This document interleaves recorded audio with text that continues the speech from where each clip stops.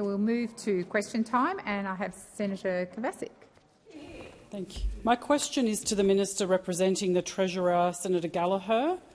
How much extra spending has the Albanese government committed to in the past week?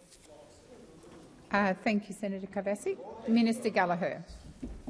Thank you, and I thank Senator for the question. All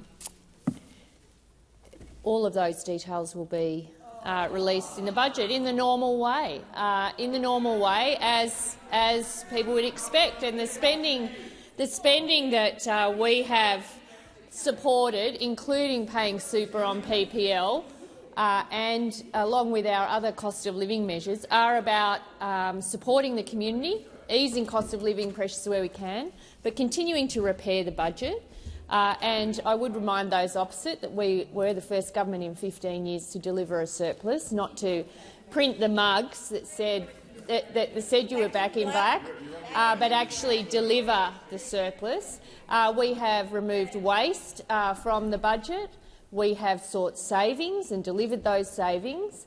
And we have found room for important priorities like super on paid parental leave, because parents who take time out of the workforce, we believe it is an investment, not a welfare measure, as some opposite have called it. We believe these investments are important. We believe they're investments not only in achieving gender equality, but they're good for the economy. And all of our spending, all of the spending that we agree to, is measured against our fiscal priorities and our fiscal plan, and we will continue to do that. We're in the thick of the budget session now. We are going through all of those decisions. We're fixing up terminating measures and hidden black holes that we inherited from you when you were in government, because you didn't budget with a true picture of the state of the budget. So we'll continue to do all that work. We'll continue to repair the budget, to lower the debt burden we inherited, and to make room for important spending priorities that alleviate the cost of living pressures on Australians. Thank you, Minister. Senator Kovacic, first supplementary. Minister, is it true that the Albanese Labor government made $6.75 billion in new spending commitments in just 1 week? Thank you, Senator Kovacic. Minister. Thank you, and I take the supplementary. There's one thing I don't do, and that is accept the numbers that those opposites spout. And I have seen them. I have seen how you've added up in your big spending. Order. Some of the things that you have costed, that you accuse us of, are important increases in the pension, for example. Estimates variations, where because of inflation we see increases in payments. Now you count that and say that it's wasteful spending. We have invested in Indigenous housing. Tick, yes, because we believe we need to fill the gap that was created after a decade of inaction, to make sure that we are providing housing options for people in the Northern Territory. Yes. Are we backing the critical minerals industry? Yes. Tick, we are backing them. Are we investing in the future generations of this country through super on PPL? Yes, we are, and all will be released in the budget. Thank you, Minister. Senator Kovacic, second supplementary. How does the Albanese Labor government's latest spender bender, which comes on top of $209 billion of new spending since being elected, line up with the Treasurer's promises that the next budget will demonstrate that we will be more responsible and demonstrate more restraint, and that there will not be any big cash splashes in the budget? Simple as that. Thank you, Senator Kovacic. Minister Gallagher. For the supplementary. So what I take from that is that you do not support estimates variations to pensions and payments. If you use that figure, Senator, that is what you are saying. If you don't support Indigenous housing, that's what I hear from that you don't support super on PPL, and that you're not backing in the critical minerals industry. Is that what you're saying? Because that is the implication from the question that you ask. Now, we will do, and I know it kills you, that we delivered the surplus. I know it kills you that we are more fiscally responsible, that we are managing the economy better. I know all of that really irritates you, but the reality is We are sticking to the fiscal plan that we outlined when we got elected. We are making responsible decisions. We're investing where we can, we're making savings where we can, and we're reducing our debt burden. And that is what any responsible government would do. Thank you. Before I come to you, Senator Walsh, I'll draw to the attention of honourable senators the presence in the gallery of a delegation from the Parliament of Kiribati. It's the Public Accounts Committee, led by the Chair, the Honourable Tawa Nay Marie. And on behalf of all senators, I wish you a warm welcome to Australia and in particular to the Senate. Senator Walsh. Thank you, President. My question is to the Minister for Finance and Minister for Women. Taking time out of paid work to care for children is a normal part of working life for parents. We know that it is women who overwhelmingly pay a motherhood penalty as a consequence of this time out of the workforce. This penalty means that women earn less over their working life and, as a result, retire with less superannuation. How will the Albanese government's plan to pay super on government-paid parental leave make a difference to women and their economic security? Thank you, Senator Walsh. Minister Gallagher. Thank you very much, President, and I thank Senator Walsh for the question, and again for everyone on this side of the chamber, including Senator Walsh, for their advocacy around paying super on PPL. It's been part of Labor's party policy, and we are so pleased that we have got the budget into a shape now where we can afford this important investment. We know that 1/3 of the gender pay gap can be attributed to time spent caring for family and interruptions in full-time employment. Women with children face an average 55% drop in earnings in their first 5 years of parenthood, while fathers' incomes don't change at all. Last week we announced the Working for Women, a strategy for gender equality, and as part of that and our commitment to driving gender equality in this country, we did make the announcement that parents accessing Commonwealth paid parental leave will get an equivalent 12% superannuation guarantee payment on top of their paid parental leave payment from the 1st of July 2025. We don't see this payment as a welfare measure, as some of those opposite have painted this. We see it as a workplace entitlement, and we know that the gender super gap that exists is between 22 to 32%. It has been an anomaly. I think that the government PPL hasn't included super on it, so it means women, and it is predominantly women who are using that payment, although that may change with some of the changes that we've been put in place and passed by the Senate this morning. We'll see women paying another financial penalty for taking time out. So the announcement was two things. One, because we needed to, it was the right thing to do to fix up that anomaly, but also we wanted to take send a strong message that we value the caring role that parents play, and we wanted that to be reflected in the decision that we took on super on PPL. Thank you, Minister. Senator Walsh, first supplementary. Thank you, President. Under the Albanese Labor government, the gender pay gap is now at 12%, the lowest level in Australia's history. I understand that the government is taking further measures to ensure that Australian women can achieve economic security throughout their lives. How else is the Albanese government taking action to improve women's economic equality and support cost of living relief for women? Minister Gallagher. Thank you very much for the question, Senator Walsh. This has been a clear priority for the government since being elected, and going back to my earlier answer to the first question of the day, it's the reason that we've been getting the budget in better shape.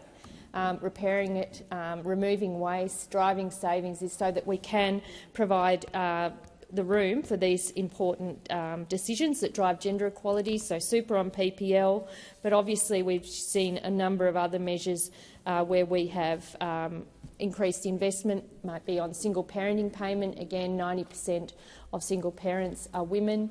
Our investments in childcare and early education and care, our investment in wages for highly feminised industries like aged care.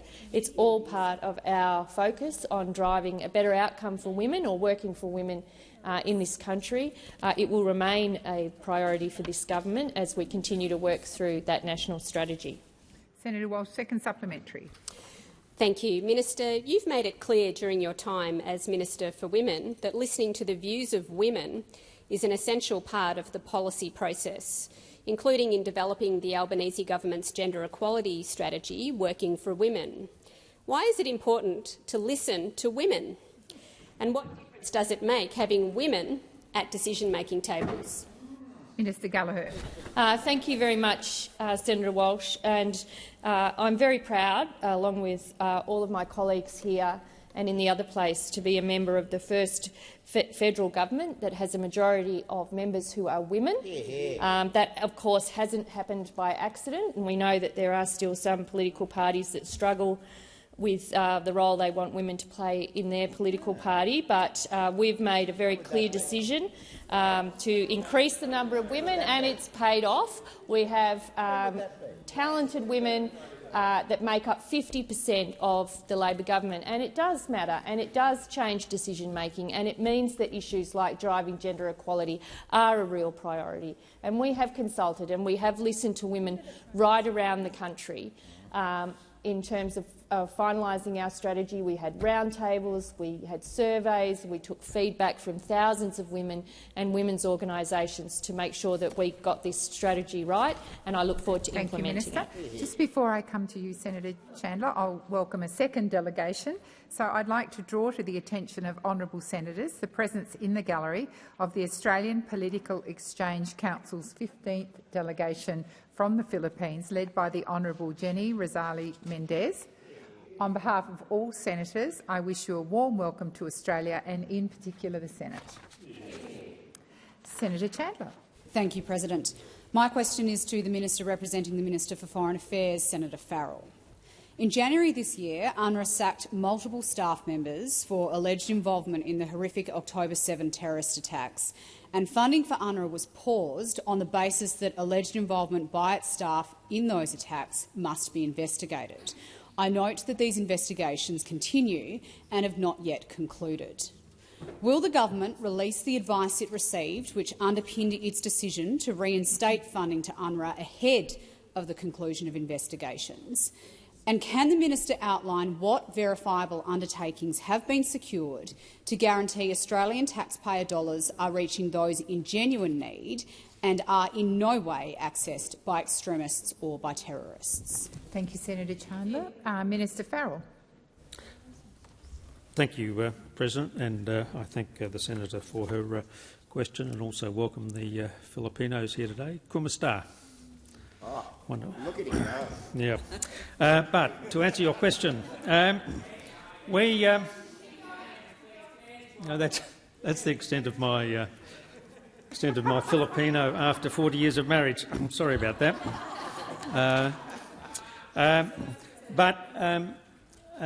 Look, we want to ensure that all aid that we provide as a government, Senator, to any organisation in any country gets to the people that it's intended to do, and we are strongly of the belief that that is the case with these contributions. As you rightly say, we did suspend the forwarding of aid to UNRWA when issues were raised about particularly the people who were working in that organisation. Australia has contributed, I think it's a total of $52.5 million in humanitarian assistance in the Gaza since this terrible crisis. Minister Farrell.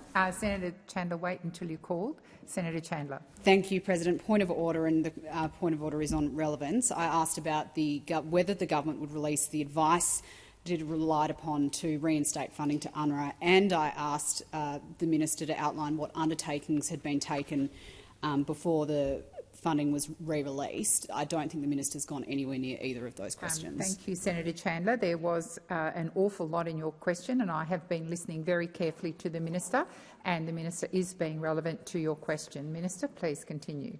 Thank you, Chair.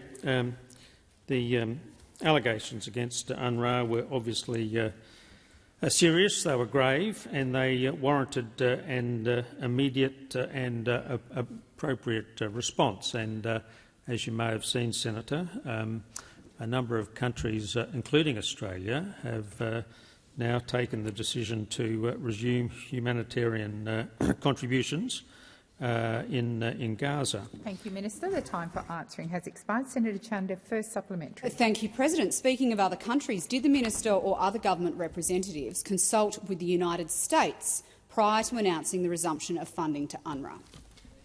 Minister Farrell. Thank you, President. Senator, we make our own decisions about who we make humanitarian grants to. We obviously have a very close relationship with the United States, but we also have close relations with Canada, New Zealand, and a range of other countries, including the European Union, and all of those other countries. So, Order. I haven't given up on the EU Free Trade Agreement, Senator Birmingham. Yep. So we haven't given up on that. But we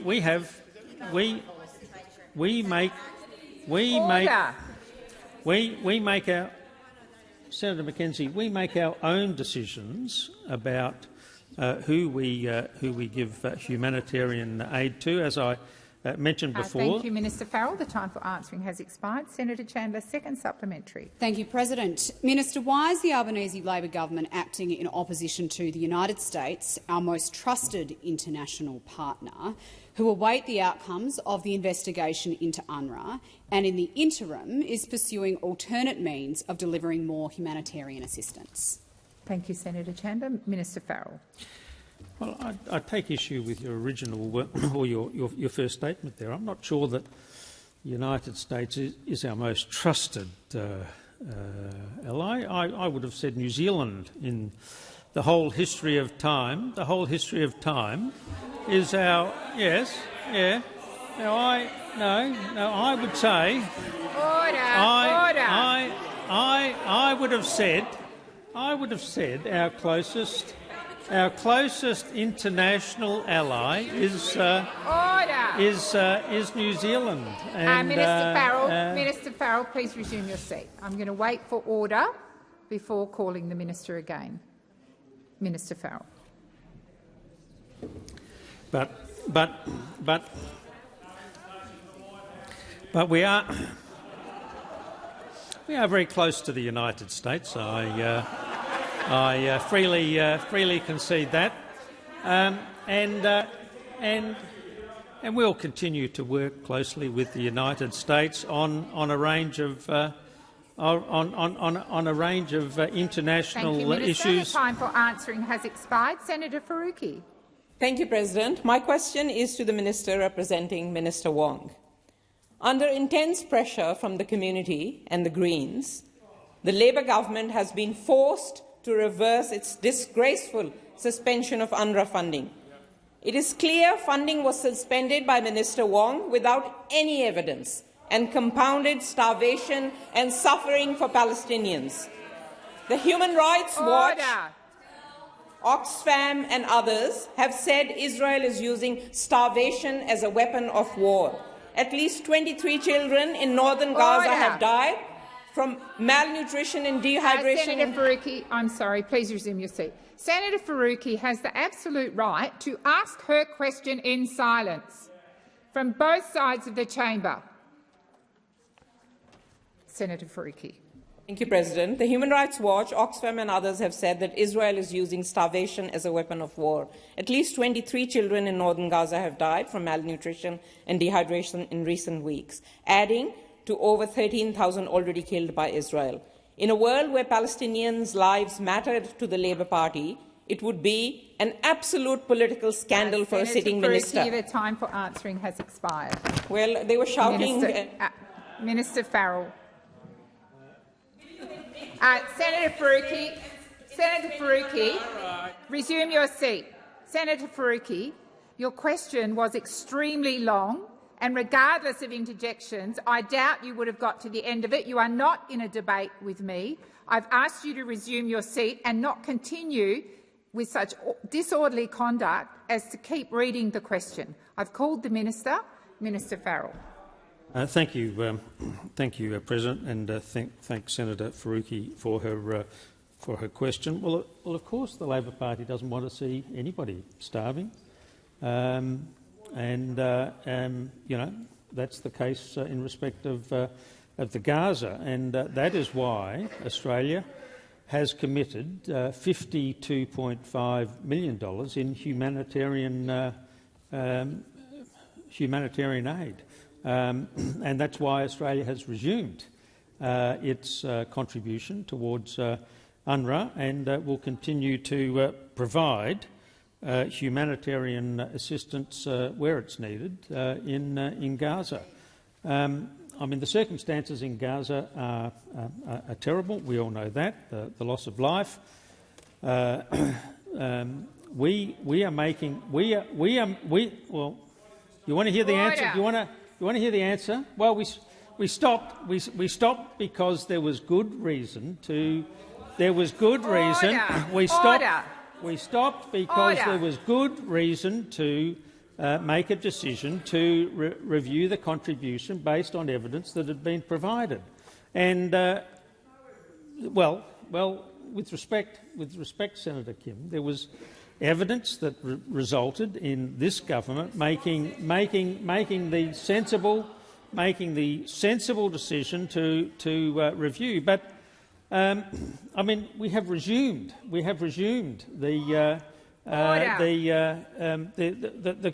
contribution. So I do find it very difficult to understand the point that you're making, Senator Faruqi, when we have restarted the contribution.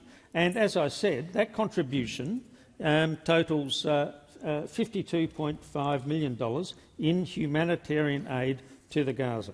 Thank you, Minister Farrell. Senator Faruqi, first supplementary. The ICJ ordered Israel to take immediate steps to allow aid in, and the UN has repeatedly asked the world to act and for Israel to allow aid into all parts of Gaza. Minister Wong has said that she is imploring Israel to allow more aid. Beyond mere weak words, Minister, what actions has the Labour government taken to force the Israeli government to stop blocking aid? And will you admit your gross mistake in suspending UNRWA funding and apologise for it at least? Thank you, Senator Faruqi. Minister Farrell. Well, no, Senator Faruqi, I won't apologise to it. We took the appropriate action in the circumstances to review our humanitarian contribution to UNRWA based on the evidence that had been provided. We have now resumed those payments, and we've done that, as I said before, with a range of other countries, including New Zealand, Canada, and the European Union. We have made the right decisions all the way along the line here, Senator Faruqi. You may not like it, but all of those decisions have been made by the government, have been the correct decisions, and we will continue to make the correct decisions, and that includes seeking discussions with the Israeli government. Thank you, Minister. The time for answering has expired. Senator Faruqi, second supplementary. Israel is intent on a ground invasion of Rafah. After forcibly displacing Palestinians in Gaza to Rafah. Having murdered over 31,000 Palestinians, Israel is now starving children to death, and their genocide is leading to mass hunger and famine. And yet the Labour government continues to support Israel's genocide in Gaza. Minister, when will the Labour government stop supporting and arming Israel? Thank you, Senator Faruqi. And Minister Farrell, I remind you to address your answers to the chair. Thank you, President, and thanks Senator Faruqi for her second supplementary question. Well, I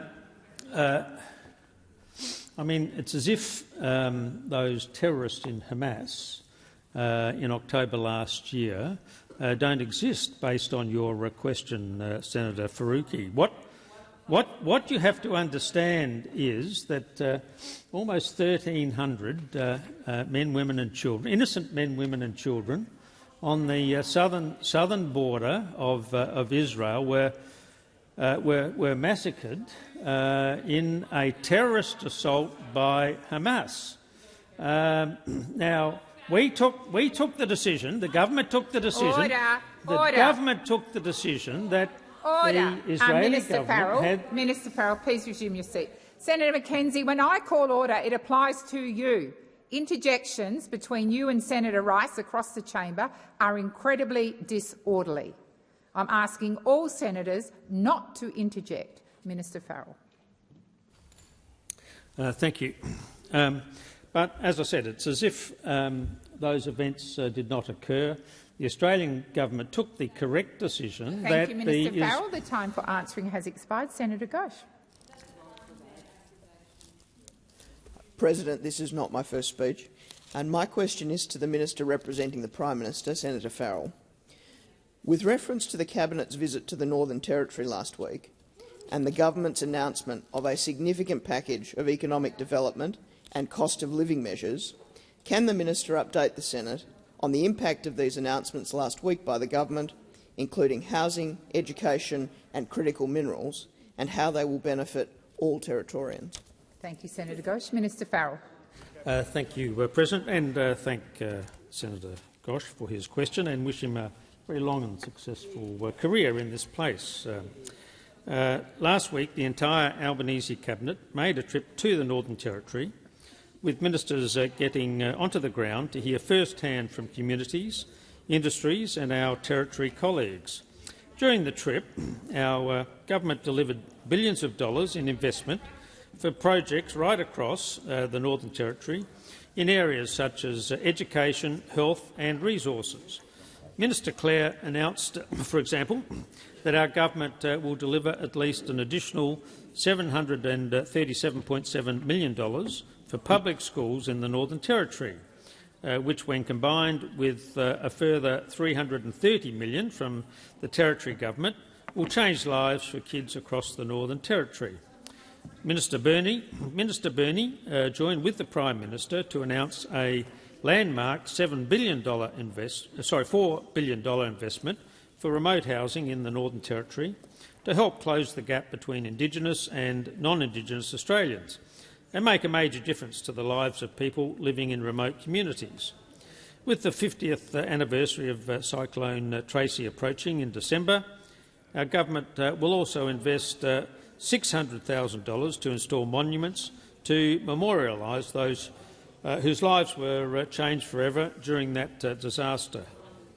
I was especially pleased to join my Territory colleague, Minister Joel Bowden, to launch Choose Tourism, a new campaign to attract more workers to the tourism industry and show off the Northern Territory to the world. These investments will deliver serious economic development in the Territory and ensure that they are well placed to thrive into the future. Thank you, Minister. Senator Ghosh, first supplementary.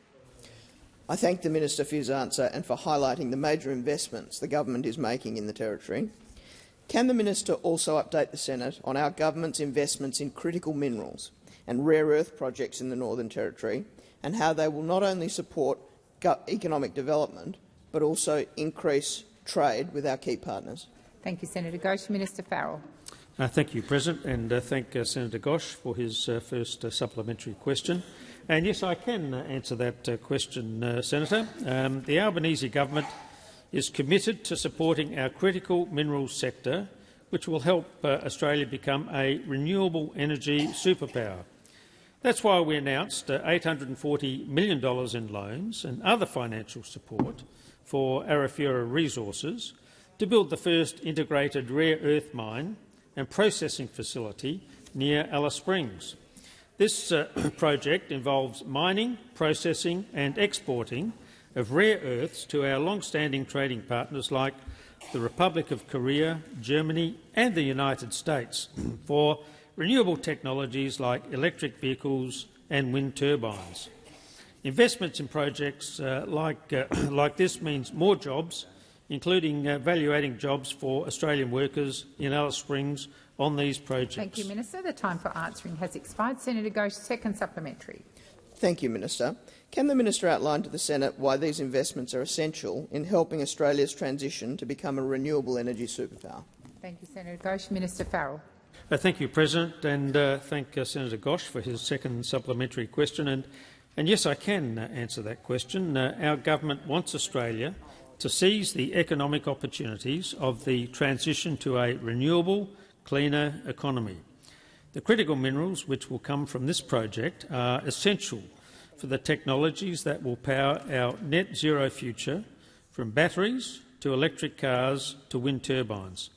That is why we have supported the Arafura Rare Earths project to kick-start this industry and put us in pole position to reap the benefits of renewable transition. The race is on to secure global investment for projects to provide trusted, reliable supply of these minerals through diversified supply chains. And our government is committed to help the sector attract this investment so that we can become a renewable energy superpower. Thank you, Minister. Senator Roberts. Thank you, President. My question is to the Minister representing the Minister for Climate Change and Energy, Senator McAllister. The government has ruled out adding nuclear electricity to our energy mix, based on the government's calculations showing a higher cost of nuclear energy as against wind and solar. Minister, can you please inform the Senate of the levelised cost of generation of wind, solar and nuclear that informed the government's position? Thank you, Senator Roberts. And I'll just remind you, questions need to go to ministers, not assistant ministers. So I believe the responsible minister. I thought you said Senator McAllister. Yes, so I'm directing the question to Minister Gallagher. Thank you, Minister Gallagher. Damn. Anyway, thank you, Senator. Thank you, President. Thanks. Thank you for the question.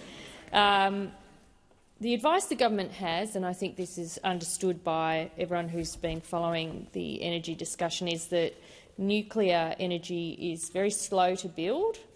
It's the most expensive form of new electricity generation, cannot firm renewables, which are the cheapest, fastest and cleanest form of new electricity generation. The analysis that has been done showed that there was a significant cost burden. So it is about cost. Our position, we are looking for the cheapest form of energy generation, which is renewables, which includes wind and solar. And Australia obviously has a very significant comparative advantage when it comes to that form of energy, with renewables, with our sunlight hitting our more sunlight hitting our landmass than any other country. We also don't have a workforce to support that renewable energy, that nuclear energy generation. So the time it would be involved, it would be decades away before anything became operational, and would do nothing to reduce the energy costs for Australian households and business in the meantime. So our position, and I think there is a lot of support for that position, is that this transition to renewable energy is the quickest and cheapest path as we shift away from fossil fuel generation. That is the path that the government was clear about before the election. That is the path that we're implementing under Minister Bowen and Mr McAllister's leadership, leading this for the government, and we will continue on that path, and we will leave the nuclear energy debate for those opposite to convince people of. Thank you, Minister. Senator Roberts, first supplementary. Thank you, President. Thank you, Minister. Minister, is the figure for nuclear based on real-world data from the 440 nuclear power stations around the world, or even from the last 10 stations completed in the last few years? And if not, on what is it based? Thank you, Senator Roberts. Minister Gallagher. Look, I understand, and I'll see if there's anything I can provide, but the government analysis that looked at the cost of nuclear energy was looking at how to replace the retiring coal-fired power station fleet, and that figure resulted in about a $25,000 cost impost on each Australian taxpayer based off 15.1 million taxpayers. So, according to many of the experts in the energy field, it's more expensive, it's going to take decades to build, and in the meantime we'll do nothing to reduce the power costs on households, which are clearly going to benefit from the shift to renewable energy generation and technology, and that is the path the government will continue on, because we're focused on cost of living and a sensible and orderly transition away from fossil fuels and to new forms of energy. Thank you, Minister. Senator Roberts, second supplementary. Thank you, President. The government is using a figure for the cost of modular nuclear power that's not based on any real-world data. Rather, it's mere speculation about a type of generation that doesn't exist. Senator Roberts, please resume your seat. Order on my right. Order. Senator McKim. Senator McKim. Senator Roberts has the right to ask his question in silence. I want to ask senators to respect that right. Senator Roberts. The government's data is based on speculation about a type of generation that does not exist and completely misrepresents the cost of nuclear power. The government is spreading misinformation again. Minister, why didn't the government use the real-world data from 57 conventional nuclear power stations currently under construction around the world, and why is the government not being honest about nuclear? Thank you, Senator Roberts. And Minister Gallagher. Well, I don't accept the question that Senator Roberts just put to me. We are providing information to the community, and that information is that renewables remain the lowest cost new build generation technology.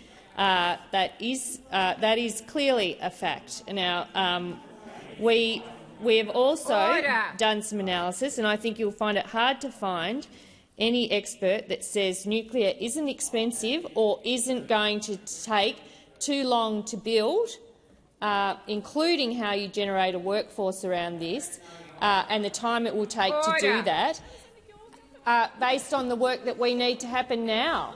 We can't delay this for decades. The transition was already delayed for a decade under those opposite with 22 failed energy policies.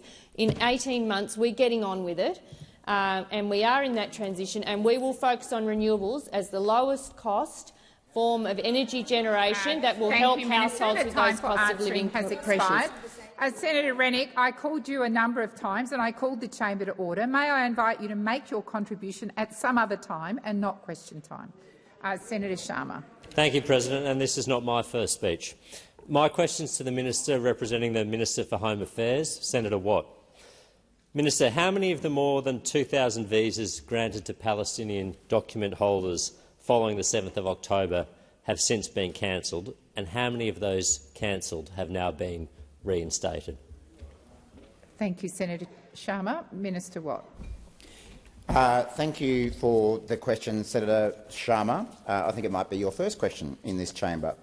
And the issue that you've asked about is something that I addressed in some media comments this morning as well. The government's practices as to the cancellation of these visas have been on the record. As we have made clear repeatedly, this government is following exactly the same process as the former government in the granting of visas, in the consideration of visa applications, and has applied exactly the same security tests to those applications as has occurred previously, including under the former government. Decisions were made to award visas to some applicants, not all, and those decisions were based on information that was available at the time those decisions were made. Further information in some cases came to light, and on the basis of that information the security advice was that some visas should be cancelled, and that action was taken. And then, as time progressed, additional information came to light which required the reinstitution, if you like, of some of those visas that had been cancelled. That is ordinary practice for any government of any political persuasion to make visa decisions based on information that is available and that is based on security advice from security agencies. And of course— thank you, Senator Watt. Senator Patterson. A point of order on direct relevance, Madam President. Senator Sharma's question was very direct, very factual. He just asked for a series of numbers. The minister's not yet provided them in 1 minute and 30 seconds. If he doesn't have them, he should take them on notice and provide it afterwards. Thank you, Senator Patterson. I will remind the minister of the question. Minister Watt. Thanks, President. So, as I was saying, the way that the government has approached this issue is exactly the same as was approached under the former government. Senator Watt, please resume your seat. Senator Patterson. On direct relevance, the minister is now openly defying your ruling to return to the question. To be fair, Senator Patterson, the minister had just got to his feet, but he is aware that I have redirected him to the question. Thank you, Senator Patterson. Minister. Thanks, President. What I was attempting to say was that, of course, the way the government is approaching this is to ensure that the Australian community's safety is foremost in the decision-making process. Now, the opposition has asked about numbers, and what I can say is that when Mr Dutton was the Home Affairs Minister, he granted more than 500 visas each week to Syrians fleeing the country in 2015. Minister Watt, please resume your seat. Senator Patterson, I'm suspecting you're jumping on a point of order. Unfortunately, the time has expired. Senator Sharma, first supplementary. Thank you, President. Multiple media outlets last week reported that a number of individuals leaving Gaza had their Australian visas cancelled while en route to Australia.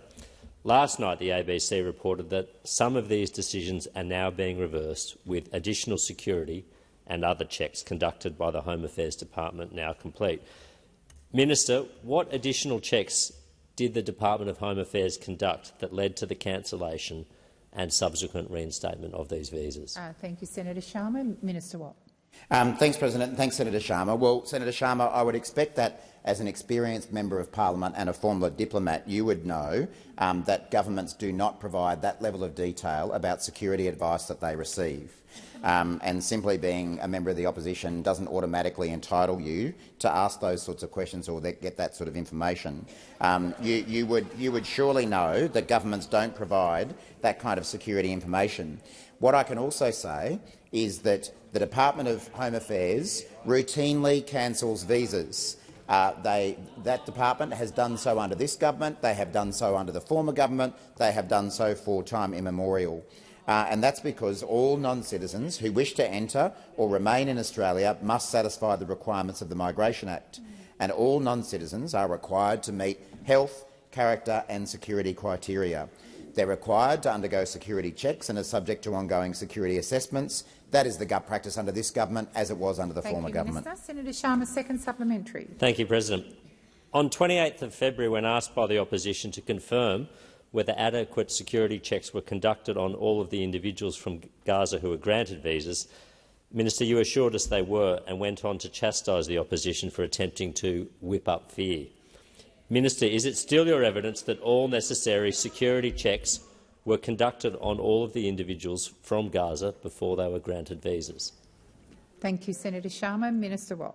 Thank you, President. Thank you, Senator Sharma. Well, Senator Sharma, I have to say I'm quite disappointed in you because we were led to believe that you were someone, as a former diplomat, who respected diplomatic practices in this country, respected security agencies, but now you're taking your orders from certain other people as to how these issues should be approached. I'll remind you to direct your answers to the chair. Thank you, President. As Senator Sharma and the entire opposition well knows, all visa applicants are required to undergo security checks, and this government, just like the former government, has followed the advice of the security agencies in making its decisions. We have followed that advice in deciding, in some cases, to grant visas, in other cases to refuse applications, in other cases to cancel visas, and in other cases to reinstate those visas as that advice has changed based on the information provided. Now, some members of the opposition might laugh about that, but this government takes the security of the Australian people seriously. It would appear that others don't, and we will continue to do so. The time for answering has expired. Senator Cox.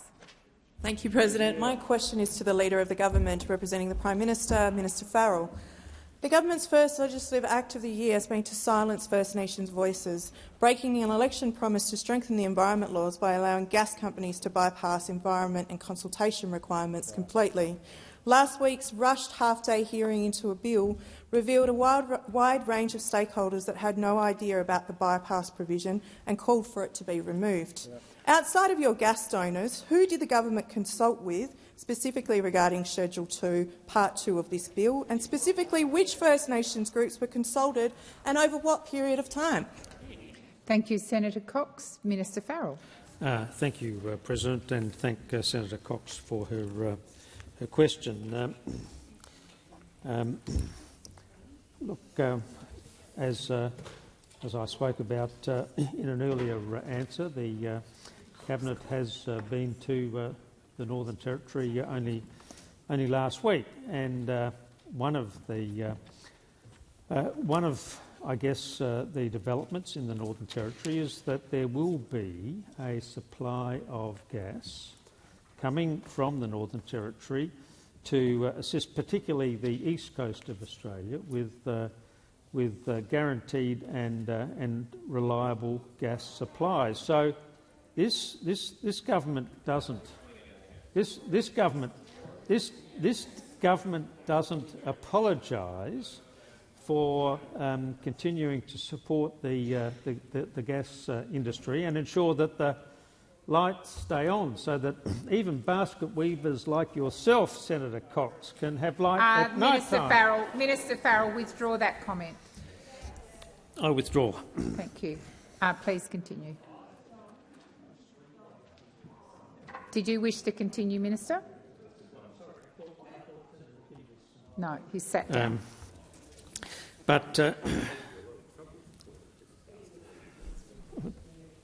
Tell me about it afterwards. So, look, the long and the short of the answer, Senator Cox, is that we reject your proposition. The review. Minister Farrell, please resume your seat. Senator McKim.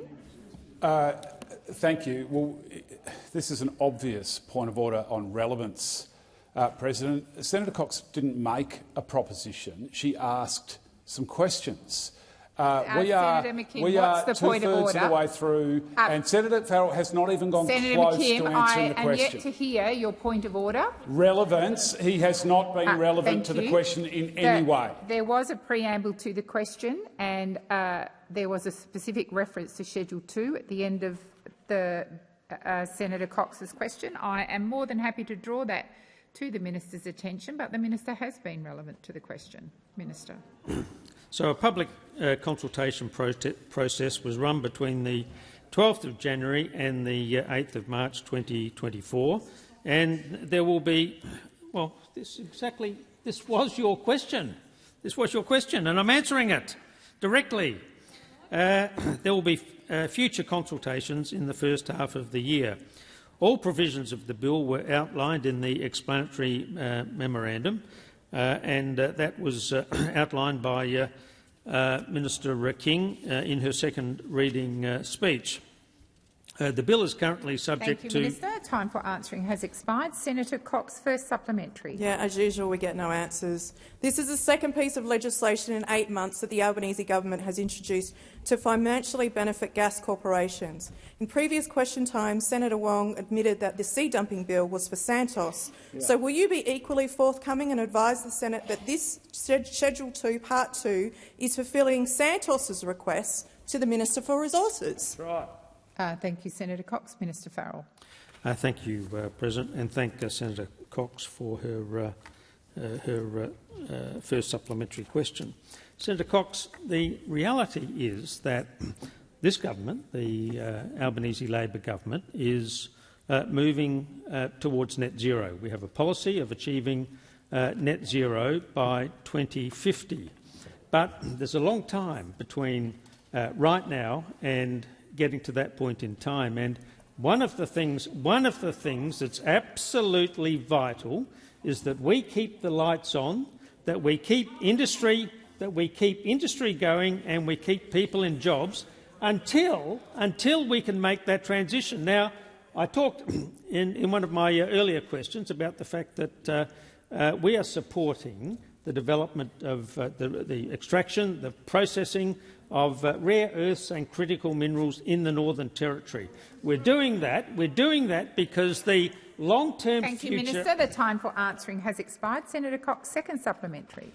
Thank you, President. Why is this government, who claimed they wanted a voice to this parliament, that they are now actively silencing the voices of First Nations people fighting to protect their sea country from the climate and environment trashing gas cartel? Thank you, Senator Cox. Minister Farrell.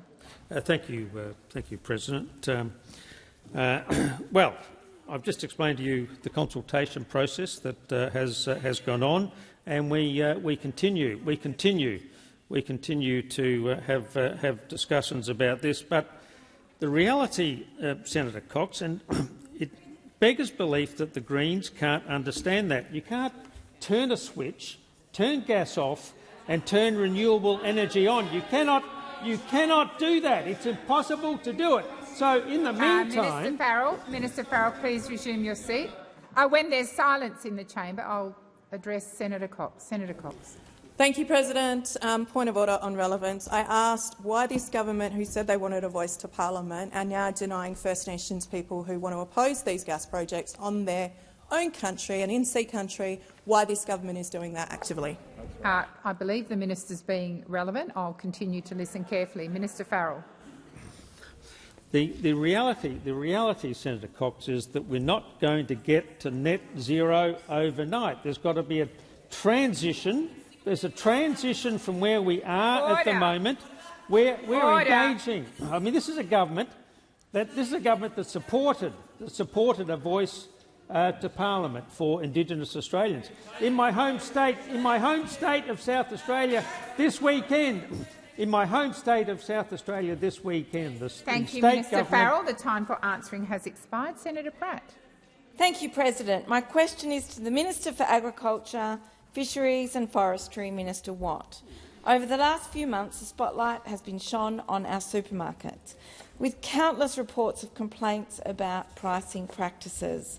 Speaking to the ABC, Jennifer Doakey from Western New South Wales said, "Our fridges are bare because we can't afford fresh fruit and veggies. Before, you could fill the trolley with all the food you want, but we just can't afford to buy it now." New South Wales farmers have said farmers find themselves at a loss to explain the growing gap between farmgate and retail and ordinary Australians who are copying it. So, with reference to concerns about the different price farmers have paid for their produce, with what Aussies are being charged at the checkout, what is the Albanese government doing to address these discrepancies? Thank you, Senator Pratt. Minister Watt. Thank you, President, and thank you, Senator Pratt, for, I think, a really important question going to the point about cost of living pressures that Australians are experiencing. The Albanese government certainly understands that Australians are under the pump, and as a government we are doing everything we can to address it. That's why we're delivering billions of dollars in cost of living relief on things like energy bills, medicines, cheaper childcare and, of course, Labor's tax cuts from the 1st of July. But we also recognise that competition can play an important part in easing the pressure on households and businesses.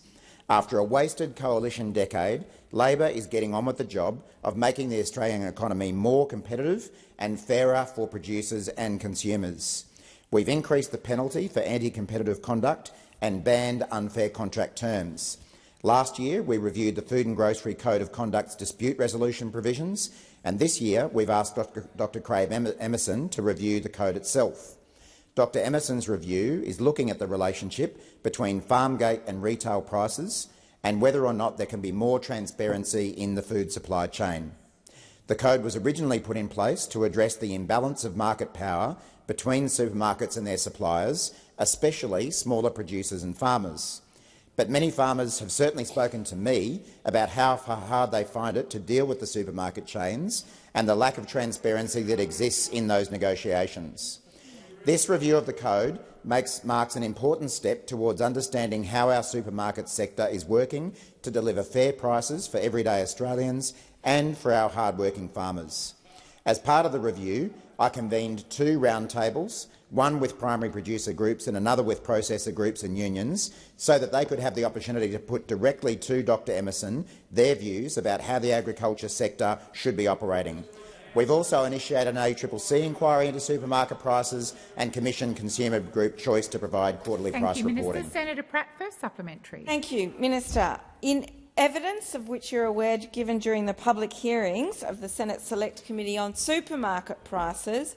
We've heard stories, as you know, from farmers going out of business as a result of poor conduct by supermarkets. Given the cost of living pressures that are impacting families across the nation, including our farming families, what is the government doing to help relieve cost of living pressures for our farmers and our regional communities? Thank you, Senator Pratt. Minister Watt. Thanks, President, and thanks, Senator Pratt, for your participation in that Senate Select Committee, along with a number of other senators in this chamber. I think it's revealing some very important information about what is actually going on between supermarkets and farmers and has been hidden for too long. We know that Australians are under cost of living pressure, and that's why every Australian taxpayer will get a tax cut from the 1st of July. And most people will get a bigger tax cut to help with these cost of living pressures. Importantly, more than 90% of people working in the agriculture, fisheries or forestry sectors will receive a tax cut. Even though inflation is coming down in welcome and encouraging ways, even though we've got wages growth, which is a good thing as well, we know that people are still under the pump. That's why these tax cuts are so important, and it's why the Treasurer has said that if we can do more in the May budget, we will. We're also rolling out cheaper medicines, opposed by the Coalition, delivering more affordable housing for the bush, opposed by the Coalition. We've had electricity bill rebates, opposed by the Coalition, and we're doing a lot more. Has expired. Senator Pratt, second supplementary. Thank you. It is clear that cost of living pressures are front of mind for Australian families. So why is it important that providing cost of living relief is prioritised across the parliament? Thank you, Senator Pratt. Minister Watt. Thanks, Senator Pratt. We've said all along that what we want is a fair deal for families and a fair go for farmers. And while we've had a laser-like focus on cost of living in this government, what have the Liberal and National parties focused on? Firstly, rolling out the most expensive energy policy in the history of our country, which would put experimental nuclear reactors in cyclone-prone areas, driving power prices up. Secondly, they're too busy promoting Putin-backing extremists who say that gender is a grievance narrative to the top of their Senate tickets. And of course, they're not coming clean on whether they'll keep Labor's tax cuts if they ever were elected. But they're not alone in being distracted or divisive. The Greens political party, whose housing spokesperson told the ABC's Insiders program that we have enough homes in this country, tell that to those living in West End. Intense. Minister Watt, please resume your seat. Senator McKim, there is no need to shout out. If I don't see you standing, the clerk will draw my attention to you. Senator McKim. Well, thank you, President. The point of order is that the minister is reflecting on a member of the other place, and in fact he's reflecting by lying about what he said. Senator McKim, that is not a point of order, and I would ask you to withdraw the comment you made. I do withdraw. He is misleading the chamber, and it is a point of order. Senator McKim, I did not invite you to debate the issue. I will ask you once again, order, Senator Watt, to simply withdraw. You need to stand and do that. I withdraw. Thank you. Minister Watt. Thank you, President. So the Greens are sensitive about the fact that they continue to delay Labor's important housing initiatives. They demand and protest about needing more housing and then getting the— expired. Senator Hughes. Thank you, Madam President. My question is to the Minister representing the Prime Minister, Senator Farrell. Media outlets have reported that at a secret media briefing held last Friday, the Minister for Home Affairs said that the High Court had drawn new boundaries around the powers of the Executive and the Parliament, and there continues to be uncertainty about exactly where those boundaries will ultimately be drawn when it comes to key aspects of migration law. Minister, has the government lost control of the immigration system? Yes. Minister Farrell. Thank you, President, and thank Senator Hughes for her question. No. Senator Hughes. First supplementary. Has the government received advice that more than 100 additional offenders will need to be released onto our streets in the coming months? Thank you, Senator Hughes. Minister Farrell. Thank you, President, and thank Senator Hughes for her first supplementary question. Well, as you know, historically this area of policy has been a bipartisan approach. Both the government and the opposition have supported the policies that this government, in particular Minister Claire O'Neill and Minister Giles, have been. Senator Farrell, please resume your seat. I'm not going to call you, Senator Hughes, until there's silence in the chamber. I'm not sure how long you want to hold up Senator Hughes. Senator McKenzie. Senator Hughes. Thank you, Madam President. On relevance, it was a very specific and narrow question with regards to advice around 100 additional offenders being released. If you could draw the minister to the question. Well, the question itself is not narrow, and I believe that the minister is responding to your question, Minister Farrell. President, this area of public policy has generally been a bipartisan one. Of course, we've recently had a decision of the High Court that's made certain determinations that, as a government, we are obliged to follow, and we are addressing those decisions of the High Court to. Thank you, Minister. The time for answering has expired. Senator Hughes, second supplementary. Take that as almost a yes. What assurances can the minister provide us that the government will not release any more dangerous individuals into the Australian community due to its inaction on immigration detention? Thank you, Senator Hughes. Minister Farrell. Thank you, President, and thank Senator Hughes for her second supplementary question. What I can assure you of, Senator Hughes, is that we've got two terrific ministers in this space. Minister O'Neill and Minister Giles, who are working through in the national interest to ensure ordinary Australians are protected, and that we can find a way through these High Court decisions, and they will continue to do that. And on that note, can I ask that any further questions be put on the notice paper? Thank you. Minister Gallagher. I just have a follow-up from question time on the 28th of February. I undertook to provide further information in response to questions asked by Senator Thorpe in my capacity as Minister representing the Minister for Indigenous Australians. I've written to the Senator to provide additional information, and I table the letter for the information of all senators. Thank you, Wally.